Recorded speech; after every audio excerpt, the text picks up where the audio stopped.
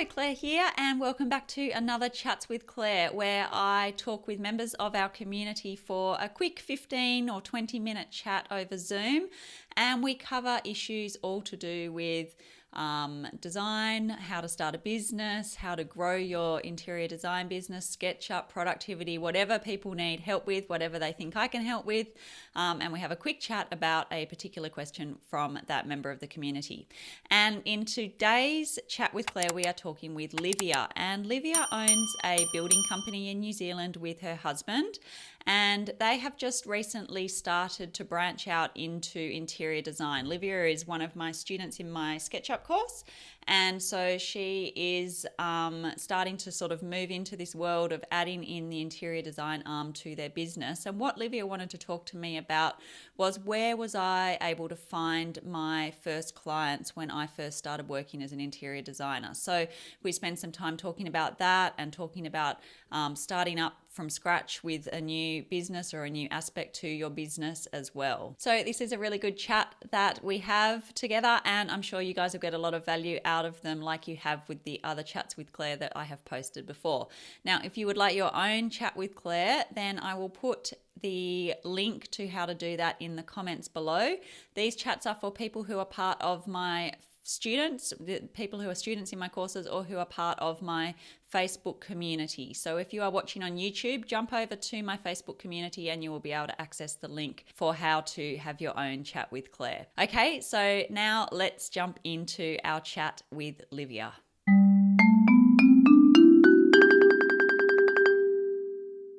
Perfect. How are you? Good. How are Yeah, you? How's it I'm been good. going? Yeah, good. Yeah. I know that you sent me all the questions and stuff, so I've seen what they are. But just for everyone who's going to be watching, why don't you go over a little bit, like the background of your question and what your question is and all that stuff and things. Sure. Got it. Yeah. So the first question, because I had a couple, but we'll see what we can do. Yeah. The first one and the major one was, how did you get the majority of your work when you first started your business? And I think that's probably a massive one, especially for me, since we've got a building business, but it's a whole nother story to try and build the interior design side of things. Yeah. So with your business, but I mean, that's established already, right? Yeah, we've had it for 5 years. Yeah. And so you're adding an arm to that business in terms of the design element of it. Yes. Yeah. So, I mean, you're in a luckier position than most people in that you already, like, presumably have some clients and stuff that you've worked with before. You probably have like a bit of a track record and that sort of stuff already.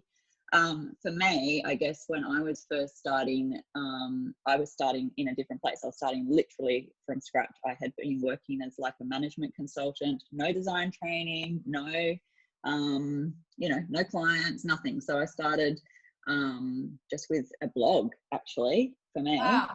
And I tell this story in a little bit of detail in a free workshop that I give for one of the other courses, not the one that you're part of, but for the Passion to Profit course, which is the building your business sort of course. And I go into like a lot of detail about that in that workshop. But so if people have seen that, they will have heard this story. But basically, I started this blog in the evenings when I was still working in my sort of corporate role. And then I guess I was writing that blog probably for like 6 or 9 months or something, just for fun, really, more than anything else. It was just a creative outlet. I didn't really love what I was doing in terms of management stuff. I have a PhD in that stuff, and so I was sort of consulting on that, but it was just like, a job rather than it being something that was my passion. I've always loved design, like heaps of people have. And then I guess after about 9 months or so, my first couple of clients came actually just from friends, like mums. My first paying client was a mum at my son's school. So that was my first paying client. And I did this job. It's funny because I tell the story in that workshop, but I did this job that was like, literally, I probably spent 40 hours all up on it. And I charged her like $1,000 to style her house, like no money at all. But I thought it was just the most amazing thing in the world because someone was paying me to do the thing that I love to do. And then off the back of that, then another friend from my son's school got saw the work that I'd done there, and then I got a second job from her. And then after that, the good thing about that was that, yes, I had done those jobs for basically free, if you like, for almost no money at all. But the really good thing is I then had 2 projects that I had photographed under my belt that I could then put up on my website and have as like the starting point for building up a portfolio and stuff. And you must already have like quite a bit of sort of things like that. Done majority of bathrooms, and we're sort of starting to step more into the kitchens, and we want to progress more into bigger renovations. And so that's sort of scary part, because I've got the knowledge on the bathroom side, but stepping into kitchens and whatnot is a completely whole new story.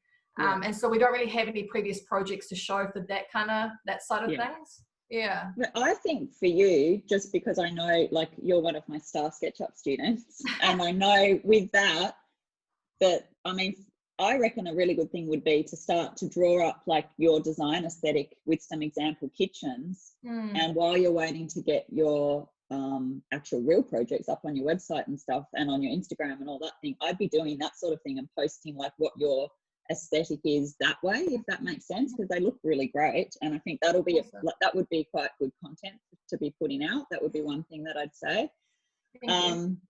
Another platform, so House actually was another platform where I started to get work in the early days that were not people that I knew. So I had these friends, and then that turned into a couple of other jobs of like a word of mouth of their friends and that sort of stuff, which was great. And that word of mouth thing that's been most people's businesses grow through that word of mouth situation. But for me, that's where most of them, but the people who I didn't already know or didn't have a connection with through people was definitely through House. Now, this was back, 8 years ago, and before they added that pro aspect to their House platform. Do you know much about House? Yeah, I do. I've actually got a profile on there, but I haven't actually looked into the pro side of things. Yeah, well, I mean, I paid for that for a little while, and I feel like that wasn't worth the money to pay for that pro thing. It was an algorithm. Probably once a month, I'd get a spike of phone calls and email messages from not very well qualified prospects, in terms of like most of them just fishing for pricing information, or had projects that were just not really like just smaller start type projects. So you wouldn't get your like really good quality projects from that sort of thing. The way that I eventually got my really good quality projects was through my Instagram, and just the building up over time of just really putting out that content and putting more and more and more stuff out. But that's like a longer term strategy, obviously. I mean, for me, I think definitely for you, putting out like the content of what you are able to do. Here's our kitchen designs. Here's our kitchen design package. This is what we do. This is the people love those 3D renders when you can say, look, you can walk through your entire kitchen before we build it for you. Here's like some that we've, some designs that we've done before, all of that sort of stuff. And I think that while you're getting used to the idea of, while you're getting used to having some projects like under your belt, I think that would be a really good place to start. That's perfect. And then building up your Instagram, as well, for sure, because it's just, that's just a good idea. Anyway, I did a talk with someone yesterday on Instagram, so you might find it interesting to look at. Perfect. Good timing. And awesome. So tell me, what else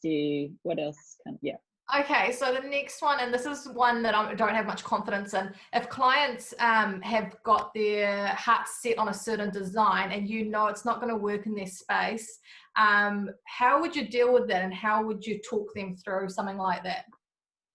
Well, I mean, the fact that you've been doing your bathroom stuff, you must have come across this problem before, right?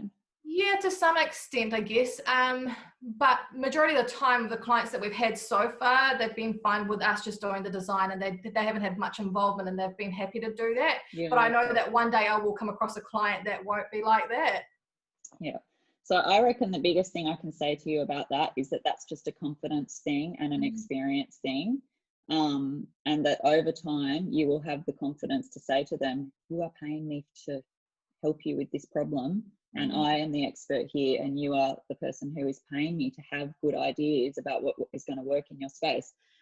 I think a lot of people are scared that they can't push back on clients, or that they can't even sack clients. I have sacked clients in the past, not very many. But I have had situations where there's one situation in particular that jumps into my mind where and this was an error on my part and probably a learning that I could pass to you in terms of so first of all, I always started every single project with a design consultation, a paid design consultation. And that consultation is useful for a whole number of reasons. First of all, you can suss out the person and just like get a sense of what the project is, and you don't have to be wasting your time. There's the most annoying bug flying around me. You don't have to be wasting your time on, people coming to, picking your brain without getting any sort of anything back for that time of yours. So definitely I would suggest doing that. But the other good thing about that is that it's a chance for you to talk to them about, this is my design aesthetic, here is my portfolio of, at the moment, SketchUp renders of things that are my taste. So I would suggest that you don't do SketchUp, when you do them, do the SketchUp renders of like the things that you love to design, that you actually want to be designing. Think about your ideal client, about the person that you actually really want to be helping and who that is. And then create those, and then say to them, like, this is my design aesthetic. Like, I strongly recommend that, if you don't feel that we are aligned with our design aesthetic, then I'm probably not the right designer for you. And just to have the confidence to say that to them up front. And with this particular person that I was saying, that was sort of earlier on. I was probably like in the first year or 18 months of my business, and it was like the first person who I'd come across where, because mostly people are attracted to you and your business because they like your style. So mostly you're probably not going to come across this problem, is the good thing, as long as you're putting out examples of work that are genuinely like true to like what you like to design, if that makes sense. Totally. No, get it. Yeah. And so, but every now and then someone else will slip through the cracks. This person slipped through the cracks because she was a friend of one of my former clients. So the former client had raved about me, and she clearly hadn't really done like much checking of like looking at my website and stuff. And so she had a particular style, which was actually quite a nice style. It just wasn't really my aesthetic. And so then we sort of started the process, and I was trying to design for her, and we just like, clash about all the things. And then eventually I just said to her, after we sort of completed a certain phase of work, I was just like, I just don't think this is going to move forward in a constructive way. And you just have to have the confidence in those situations to just be like, it's not going to, I think you'd be better off with a designer who is much more aligned with your aesthetic. That's so really good. Yeah, I definitely think it's a confidence thing and an experience thing, and that you'll find your footing with that over time, for sure. That's interesting, because I was in a corporate role before I stepped into this full-time in February, and I was really confident in that role for 12 years. And then you go into a role that you have no idea about. It's interesting, isn't it, to start? It is. And this whole thing about just the like fake it till you make it, and the like imposter syndrome and all of those sorts of things, like, they are properly real things, but it's easy for me to say 8 years down the track and in hindsight. And I remember those early days of feeling like, well, what do I know? Like, I mean, but you do know. Like, the thing is that you would not be starting this if you did not know what you were doing, that you were not talented in design, which I can see that you are from the designs that you've been posting in the SketchUp group. Like, they look amazing. So you just have to, like, you've got to try. I think the fake it till you make it thing is just something that I think you have to try and take with you in those early client situations. Just be confident that you are a good designer, that you have good ideas, and that you are ahead of the person. Most people you'll come across, you'd know this from the work you've already done, have no idea what they're talking about. So you are way ahead of them in terms of like your experience and your skills and your knowledge and things. So I think just have the confidence in that, and once you've got a couple under your belt, I promise you'll feel a lot more confident to be able to push back on people a little bit. And but definitely that paid consultation is a really good place to start, to be able to weed out like the people who you don't want to work with, or who you think are going to be a complete pain in the neck or whatever. Because I haven't been doing that, and I think it's more so because I haven't been valuing my time, and I don't think that I should be yet. But I think I need to start doing that. Anyone, and then if people say to you, I'm not paying you to come, I've never had that, by the way. Not one single time did I ever have anyone, when I said, well, the first step is that we have a paid consultation and the price is X. It started as, I think my consultation started at $145 for an hour consultation. But eventually it was $2.99 for an hour consultation. So, I mean, you scale your pricing once you get the confidence and you get the traction and you've got the images and the stuff to back yourself up. But if anyone were to push back on you at that point, they are not going to be a genuine client. And so you need to just be like, not be trying to push. Like I just wouldn't go to people who wouldn't be willing to pay for the initial thing, because you don't call a plumber to your house to say, could you just give me some free advice on, you know, all of my plumbing? They'd be like, yeah, and that'll be X, you know what I mean? So we should also value our time in exactly the same way. So yeah. That's perfect. Thank you so much. Is that all your questions? Oh, no, I've got more, but the 15 minutes is up. No, you go for it. Just I've got another call. Yeah, I've got another call in about 10 minutes. So I would like to talk for another 5 minutes or so. Yeah, for sure. Thank you. Okay. All right. Wow. Where do you get your inspiration for your design? What's your sort of number one? Okay, so I like lots of things really. Like, I mean, I like actually looking at commercial spaces a lot, because I think they push the boundaries of design a bit more than we do in residential interiors. I've never done any commercial spaces myself, but I like to look at the boundary pushing in commercial spaces and then apply some of those ideas into the residential world, because I think they're usually like a few steps ahead. I like Yellow Trace. Do you watch? I haven't heard of so Yellow Trace is a blog that I look at.